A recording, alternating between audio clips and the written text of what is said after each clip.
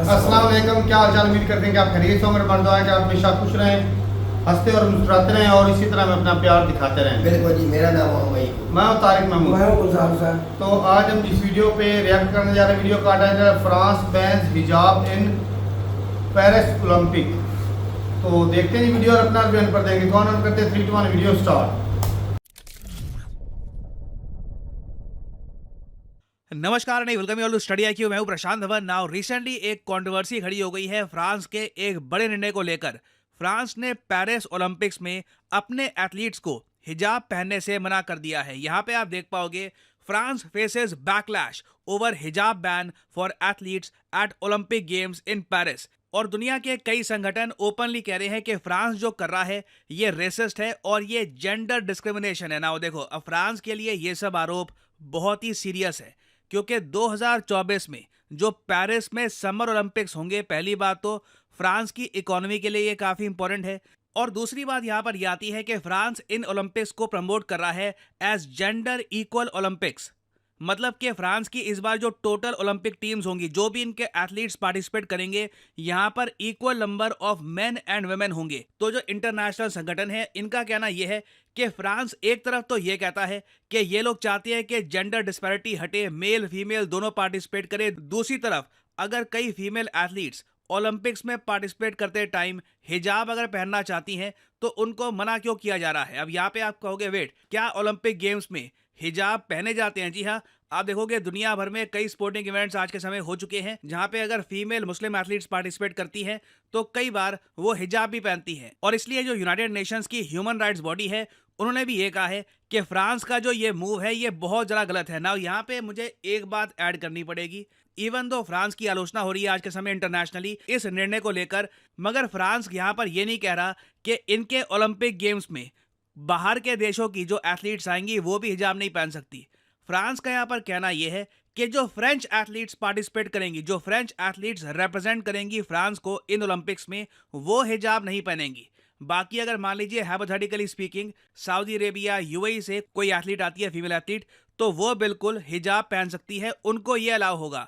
और आप अगर फ्रेंच गवर्नमेंट का वर्जन सुनो तो ये लोग कहते हैं कि ये लोग सिर्फ हिजाब के अगेंस्ट नहीं है, ये कहते हैं कि किसी भी टाइप की रिलीजियस गारमेंट, कोई भी रिलीजियस गारमेंट चाहे किसी भी रिलीजन से रिलेटेड हो, ये फ्रांस को रिप्रेजेंट नहीं करेगी। देखो, France as a country secularism को बहुत ही ज्यादा सीरियसली लेता है। ये लोग मानते हैं कि स्टेट और रिलीजन का, मतलब सरकार और रिलीजन का कोई इंटर कनेक्शन नहीं होना चाहिए। रिलीजन बिल्कुल अलग होगा, सरकार अलग तरीके से काम करेगी। जब एक एथलीट फ्रांस को रिप्रेजेंट करेगा इंटरनेशनल स्टेज पर, चाहे वो ओलंपिक्स हो या फिर कोई और स्पोर्टिंग इवेंट हो, वहां पे अगर वो कोई एक रिलीजियस गारमेंट पहनता है तो फ्रांस की सरकार मानती है कि वहां पे कहीं ना कहीं फ्रांस की जो सेकुलर आइडेंटिटी है इसको ठेस पहुंचती है। इसलिए फ्रेंच गवर्नमेंट ने अपने डिफेंस में यह कहा है कि ऐसा नहीं है कि ये लोग सिर्फ हिजाब को ही बैन कर रहे हैं, any religious garment is band. और देखो, अब फ्रांस के केस में ना आलोचना ज्यादा इसलिए हो रही है क्योंकि फ्रांस में लंबे समय से हिजाब को लेकर एक कंट्रोवर्सी रही है। फॉर एग्जांपल 2004 में फ्रांस ने पब्लिक स्कूल्स में, जो इनके सरकारी स्कूल्स हैं, private schools is a different matter, कोई प्राइवेट स्कूल अपने स्कूल में क्या वो रूल्स बनाते हैं, दैट इज देयर डिसीजन, मगर जो सरकारी स्कूल हैं वहां पर इन्होंने हिजाब बैन कर दिए थे 2004 में। और सबसे ज्यादा इंटरेस्टिंग बात यह है कि फ्रांस का जो ये हिजाब बैन है एट द ओलंपिक्स, इसको लेकर आईओसी, इंटरनेशनल ओलंपिक कमेटी, और डब्ल्यूईएफ, वर्ल्ड इकोनॉमिक फोरम, इन्होंने कहा है कि देखिए ये ओलंपिक्स अभी भी हम कहेंगे जेंडर इक्वल ओलंपिक्स है, मगर यूएन कह रहा है कि नहीं, ये बहुत ज़्यादा गलत किया गया है। एक औरत को, एक फीमेल को आज़ादी होनी चाहिए कि वो जो मर्जी पहने, जैसे भी वो पार्टिसिपेट करना चाहे वो कर सकती है, उनकी मर्जी है वो हिजाब पहने या ना पहने, लीव दैट टू हर। आप उनको नहीं बताएंगे कि उनको क्या पहनना है क्या नहीं पहनना। ना एक कंट्रोवर्सी तो देखो फ्रांस में मैंने आपको बता दी, दूसरी कंट्रोवर्सी है इजराइल को लेकर। जैसे आप लोग जानते हैं, यूक्रेन रशिया वॉर की वजह से रशियन एथलीट्स रशियन फ्लैग के अंडर पार्टिसिपेट नहीं कर सकते ओलंपिक्स में। रशिया बेसिकली आप कह सकते हैं बैंड ही है ओलंपिक गेम्स में। तो कई लॉ मेकर्स है फ्रांस में, वो ये बात रेज करते आए हैं कि अगर आप रशिया को बैन करोगे बिकॉज ऑफ वॉर, तो जो इजराइल कर रहा है हमास वॉर में गाजा पट्टी के लोगों के साथ, उसको हम इग्नोर कैसे कर सकते हैं। तो कई लॉ मेकर्स है फ्रांस में, वो ओपनली कह रहे हैं कि ओलंपिक कम्युनिटी को सैंक्शन करना चाहिए इजराइल को। ऑल टुगेदर इजराइल को बैन करने की बात की जा रही है फ्रॉम दी ओलंपिक्स। और देखो, एक तरफ तो ये डिमांड उठ रही है, हालांकि फ्रांस ने और इंटरनेशनल ओलंपिक कमेटी ने साफ साफ कह दिया है कि इजराइल पर कोई भी बैन नहीं लगाया जाएगा। मगर दूसरा एस्पेक्ट यहाँ पर यह भी है कि इजरायली एथलीट्स जो पार्टिसिपेट करेंगे फ्रांस के ओलंपिक्स में, इनको चिंता है सिक्योरिटी को लेकर। आप अगर हिस्ट्री में देखोगे तो जब 1972 जर्मनी में म्यूनिक ओलंपिक्स हुए थे, तब इजरायली एथलीट्स को मारा गया था आतंकवादियों द्वारा। तो ओलंपिक गेम्स में इजरायली एथलीट्स की सिक्योरिटी हमेशा एक हॉट टॉपिक रहा है, और इजराइल ने इस बार ये कहा है कि ये लोग अपनी खुद की सिक्योरिटी फोर्सेस भी भेजेंगे जो इंश्योर करेंगी कि इजरायली एथलीट्स ओलंपिक्स के दौरान सेफ रहे। और ईरान इसके रिस्पॉन्स में ये कह रहा है कि the presence of Israeli security forces contradict the spirit of Olympics. तो अगेन देखो, कंट्रोवर्सी ना लगातार बढ़ती जा रही है। पहले तो ये लोग कह रहे हैं कि हिजाब बैन कर दिया, फिर आप इजराइल को अलाउ कर रहे हो कि इजराइल पार्टिसिपेट कर सकता है गेम्स में, साथ ही साथ इजराइल की जो सिक्योरिटी फोर्सेस हैं ये भी पेरिस में होंगी ड्यूरिंग दी ओलंपिक्स। तो कोई बड़ी बात नहीं है, जैसे जैसे ओलंपिक गेम्स और करीब आएंगे, कई मुस्लिम मेजॉरिटी कंट्रीज ये इशू रेज भी कर सकती है यूएन में और जगह, और डिस्क्रिमिनेशन का जो इशू है ये ओपनली उठाया जा सकता है ना। यहाँ पे मैं आपसे पूछूंगा कि फ्रांस का जो ये हिजाब बैन है, इसको लेकर आपका क्या व्यू पॉइंट है? क्या आप मानते हैं कि फ्रांस की पॉलिसी सही है, या फिर आप मानते हैं कि ये पॉलिसी रेसिस्ट है और यहाँ पर डिस्क्रिमिनेशन की जा रही है अगेंस्ट मुस्लिम एथलीट्स? लिखेगा इसके बारे में कमेंट सेक्शन में, मैं जानना चाहूंगा आपका ओपिनियन। और फाइनली आप लोगों से एक सवाल पूछूंगा मैं यहाँ पर, पॉल कगामे, ये नाम बहुत लंबे समय से न्यूज में रहा है, अफ्रीका के एक दिग्गज नेता हैं, लंबे समय से ये एक अफ्रीकन देश के प्रेसिडेंट रहे हैं। आपको बताना है कि हाल ही में ये रीअपॉइंट कर दिए गए हैं as the president of which country? ये हैं यहाँ पे आपकी ऑप्शंस, रवांडा, सुडान, तुनिसिया या फिर इजिप्ट। कमेंट सेक्शन में करिए उत्तर। जो लोग सही आंसर देंगे उनकी कमेंट को मैं हार्ट दे दूंगा, ताकि बाकी लोग समझ पाएं कि सही आंसर क्या है। और फाइनली यहाँ पर मैं ये भी ऐड कर दूं कि famous American investor Warren Buffett की एक बहुत ही ज़्यादा अच्छी कोट है कि दुनिया में सबसे अच्छी इन्वेस्टमेंट अगर आपको कहीं करनी है तो खुद पे करो। The more you learn the more you will earn. और आपके सामने गोल्डन अपॉर्चुनिटी है 22 तारीख तक की, क्योंकि 22 जुलाई तक, ये डेट याद रखिएगा, 22 जुलाई ये है आखिरी दिन स्टडी IQ की मेगा सेल का, जो अभी के लिए एक्टिव है स्टडी IQ के सभी कोर्सेज पर। मगर आपके लिए मैं कहूँगा सबसे ज़्यादा एक अच्छा मौका है स्टडी IQ के प्रतिज्ञा बैच को ज्वाइन करने का। और प्रतिज्ञा बैच इतना यूनिक, इतना स्पेशल इसलिए है क्योंकि स्टडी IQ सभी यूपीएससी एस्पिरेंट्स को ये कह रहा है कि आइए let's prepare for UPSC examination. जैसे ही आपका प्रीलिम्स क्लियर होता है, आपको मिल जाएगा कंप्लीट रिफंड और मेंस और इंटरव्यू की तैयारी। आइए आप दिल्ली में स्टडी IQ के साथ मिलकर करिए। ये एक बहुत यूनिक बैच है और ये बैच बिल्कुल रिसेंटली ही स्टार्ट हुआ है। आप इसको जितना जल्दी ज्वाइन करेंगे, चैप्टर 1 से आपकी तैयारी स्टार्ट हो जाएगी। Everything will start from the beginning. Geography, history, polity, ये सब आपको पढ़ाया जाएगा bye study IQ's renowned faculty. तो आपको सिंपली क्या करना है, कमेंट सेक्शन में जाइए, यहाँ पे आपको लिंक मिल जाएगा यूपीएससी प्रतिज्ञा बैच का। इस लिंक पर करिए क्लिक और आपके सामने खुल जाएगा ये पेज, और यहाँ पे आप परचेज कर सकते हैं स्टडी IQ का प्रतिज्ञा बैच, जिसमें अभी एक हैवी डिस्काउंट चल रहा है। ये मैं कहूँगा बहुत लंबे समय के बाद ऐसा अवसर आता है कि स्टडी IQ का एक नया बैच ये लॉन्च हुआ है, और साथ ही साथ स्टडी IQ की सेल भी एक्टिवेट हो चुकी है। तो इस सेल का फायदा उठाने के लिए सिंपली यहाँ पर कोड डालिए PD10 and the prices will start falling. So use the code PD10 and save money. और इसी नोट के साथ ये है वीडियो का अंत। Thank you for listening and as I always say, may the gods watch over you. चलो जी, वीडियो खत्म हो गई भाई। कंट्रोवर्सी से कंट्रोवर्सी होती जा रही है भाई।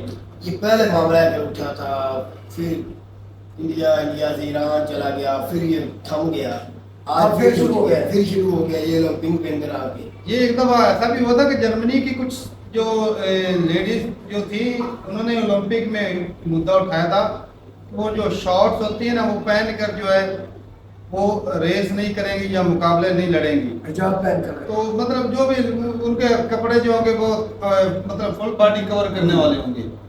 तो उस वक्त भी बड़ा मुद्दा उठा था। अब मुझे याद नहीं कि भाई उसका भाई हाल क्या निकला था, लेकिन भाई अगर लड़की एक हिजाब करके, साफ है कि भाई मजहब को भी देखना होता है, कुछ जो अच्छे अंदाज में फॉलो करते हैं, तो अगर वो हिजाब पहन रही है तो इसमें साफ खेल है भाई।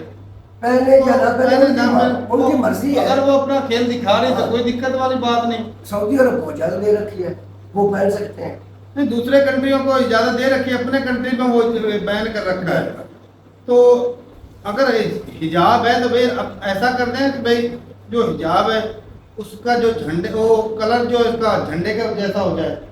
अपना ये भी अपने मुल्क का डाल लें। रिप्रेजेंट तो वो फ्रांस को ही करेगी। अगर सेकुलर कंट्री है तो क्या सेकुलर में हिंदू मुस्लिम सिख ईसाई वो सारे कुछ नहीं होते, सभी होते हैं। तो उसमें कोई नहीं, अगर कोई धर्म को किसी को फॉलो कर रहा है तो उससे सेकुलरिज्म को कोई नुकसान होने वाला है। ये तो कोई मतलब फ्रांस वाले, ये जो फ्रांस वाले ना अपने मुल्क के अंदर जो लोग उनके होंगे ना करेंगे क्या, ये तो बात उनकी है। बाकी दूसरी नहीं, बात उनकी बात कर रहा हूँ भाई साहब। बाकी दोगलापन जहाँ पे दिख रहा है ना कि इजराइल को अलाउ कर रहे हैं, वो भी तो लाखों बच्चों को मार रहा है। रशिया की तरफ आ और गए रशिया जो है वो और उनको इजराइल छूता है क्योंकि उनका वो मुकाबले में खड़ा है। हाँ जी, उसका झंडा भी नहीं फैला सकते। वो गाना में बच्चे नजर बिल्कुल इस गाना बात में भाई साहब पुलिस है फ्रांस वालों गाना में मरे हुए बच्चे नजर नहीं आ रहे, तो यूक्रेन नजर आ गया इनको। यूक्रेन नजर आ रहा है। यूक्रेन। गाजा ये बात है भाई यूरोपीय यूनियन की, ये हक की बात नहीं, ये तो भाई शर्मी वाली बात है। ये शर्मी के अखीर कर दिए भाई। या तो सबको अलाउ करो तो या किसी को भी नहीं करो। वो ना ओलंपिक में भी साला सियासत आ गई। सियासत गेमों में भी तो सियासत वही हो है। गया ना, ओलंपिक अब स्पोर्ट्स ही है ना। ये भी स्पोर्ट्स जो है ना जाएगी खतरे में। हालांकि रशिया के जो एथलीट हैं वो अच्छे हैं। बिल्कुल उनको तो आने नहीं दिया ना, उनका झंडा फहराने दिया। नहीं, ईरानी आएंगे, के भी अच्छे झंडा नहीं हैं, फहराएंगे। रशियन भी अच्छे, दोनों को अलाउ अब करें एक तो या दोनों को अभी बैन कर उनको दें। अपनी एक हिजाब का मसला आ रहा है कि भाई हमारे कंट्री को रिप्रेजेंट करेगी तो वो हिजाब पहनेंगी तो वो अच्छे से रिप्रेजेंट नहीं कर पाएंगे कि सेकुलर कंट्री है। अब एक रशिया का एथलीट अगर जीतता है तो वो झंडा नहीं फैला सकता ये कि तो मैं ये रशिया का जो एथलीट हूं, मैं हमारे- जीता हूं। अब देखो यहाँ पे दोगलापन है कि नहीं। एक एथलीट जो जीता है वो कम से कम अपने कंट्री को शो तो कर सकता है ना। ये दुनिया फ्रांस का दुनिया परचम को खा पता के चले जिसको कि भाई खा साहब ये दी। कंट्री जीता है। अगर इजराइल का जीतता है वो इजाजत होती आते उसने अपने पर्चे में नहीं उठाना, वो जायज है। रशियन आके जीत जाए तो वो अपने पर्चे में नहीं उठा ये सकता। यूनाइटेड नेशन भी दोगला है भाई, ये यूरोपियन यूनियन भी दोगला है, सारे दोगले हैं। आपकी बात कोई भी नहीं कर रहा। भाई साहब तो बाकी भाई अपनी जरूरत का कमेंट सेक्शन में सिक्योरिटी की बात हो रही थी, सावधान है भाई साहब। इसराइल ये को- जो इजराइल कर रहा है कहीं भी पीछे भी होंगे। कहीं नहीं है, हाँ, यही बात है कि फिर उनको साथ दे रहा अमेरिका के साथ मिलके। तो ठीक है भाई, अपनी जरूरत का कमेंट सेक्शन में। वैसे भाई कुछ लोग समझते होंगे हिजाब से लड़कियां पढ़ नहीं सकती, खेल नहीं सकती। क्यों नहीं खेल बहुत सकती? गलत फहमी है ये भाई। गलत बात है। मैंने जूडो कराटे वाली लड़कियां भी देखी हैं, कराटे खेलती हैं, हिजाब वाली लड़कियां अपनी मर्जी से कुश्ती खेलती हैं। यार एक यार जगह पे यहाँ से वो कुछ होने कश्मीर वाला की नहीं। हमारे दौड़ लगाती थी उसने तो पहले यार मेरे साथ खुद लड़की दौड़ लगाती थी हिजाब पहन के। तो इसमें है होता क्या, अगर हिजाब पहन कुछ के भागे पहले क्या? या ना पहले कुछ भी नहीं होता। ये तो हर किसी की अपनी मर्जी होती है यार। चलो जी ठीक है भाई, अपनी जरूरत का कमेंट सेक्शन में किसी मदद को टारगेट वैसे करना नहीं चाहिए इस तरह। बिल्कुल एक मदद में है तो वो करती हैं। तो वैसे ओलंपिक का ये भी असूल होता है ना बनाया कि लड़कियां शॉर्ट पहनेंगी ताकि व्यूवरशिप जो है वो ज्यादा मिल सके, ये भी चीज होती है। नहीं, तो कतर में लगता है- फीफा वर्ल्ड कप हुआ था उस वक्त उन्होंने सब कुछ जायज किया था, मतलब जो हमारा कानून है हम उसके मुताबिक चलेंगे। वो चलेंगे। उधर तो फ्रांस भी, स्पेन भी, इटली भी, इजराइल भी आया था, यानी कि जितने भी थे सभी ने कानून को फॉलो किया था, उन्होंने मनवाया था। एक कानून या तो था। कहीं वहां पे कह देते हम कोई भी नहीं जाएंगे भाई, उधर जाके कोई भी कानून फॉलो नहीं करेंगे। चलें जी ठीक है भाई, अपनी जरूरत का कमेंट सेक्शन में मिलते हैं। तब तक इजाजत दें। अल्लाह।